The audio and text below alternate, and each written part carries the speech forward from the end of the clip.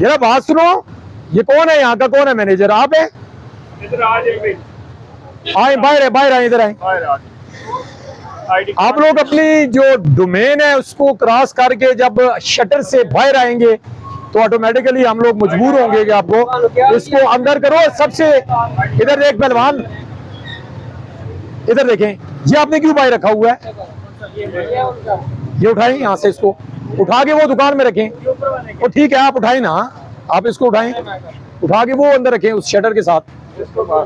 हाँ, ये रोड और ये एरिया जो ये गाड़ियों के लिए मुख्ताज है। जो गाड़ियां टैक्स देती है ना, आप लोग शॉप का टैक्स देते हैं तो आप शॉप के अंदर रहे ना, अदरवाइज ये आपके लिए लास्ट वार्निंग है। नेक्स्ट आपको जो है वो आपको पता है ना कि FIRs होंगी, आपको मैं हवालात में बंद कर दूंगा, फिर आप जो है वो जमानत करवाएंगे, रात हवालात के अंदर रहेंगे, फिर आपकी जान छूटेगी। अपनी इज्जत का और हमारी इज्जत का ख्याल रखें थोड़ा सा, ठीक है? दोबारा मुझे ना ऐसा कहना पड़े।